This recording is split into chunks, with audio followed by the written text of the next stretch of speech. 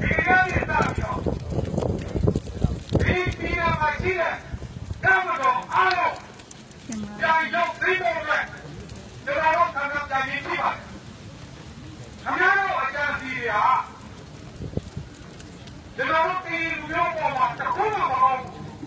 ဟုတ်ကဲ့ကျွန်တော်ပြောနေတာကျွန်တော်လူမျိုးပြပြနေတာခင်ဗျားတို့အတွက်ခင်ဗျားတို့ဒီဝါရီရဲ့ကြီးနေတယ်ဆိုရင်ဒီလူမျိုးကကြောက်ပါစေတဲ့ခါမှပြေလို့တာမရှိဘူးအဲဒီတော့ခင်ဗျားတို့သိတာတွေကိုဒီမိနမှာရှိတဲ့ရဲဘော်အားလုံးကိုရီးယားပြည်နေပါ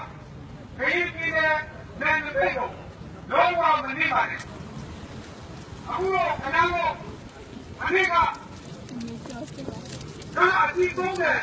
ဒီပြည်နယ်နဲ့ဝေးလာတာဘာလို့လဲအဲ့ဒါခင်ဗျားတို့ကြာတာခင်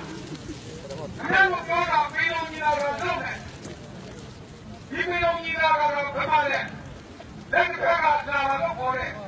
လက်ခက်ကတရားနဲ့ပြည်တယ်ကျွန်တော်တို့ပြည်လူမျိုးအခါနဲ့တဲ့အတွက်ဒီကနေ့ဆန္ဒပြရည်ဖြစ်တယ်အခုမင်းအောင်လာရောဒီလိုပြီးသွားပြီးတော့လက်နဲ့ပေါင်းဝင်နေတယ်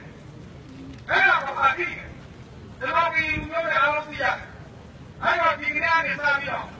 ခင်ဗျားတို့သိမှာတော့ဒီမူလေးစီဘူရာမိုင်းဆိုရင်ဆက်လက်ပြီးတော့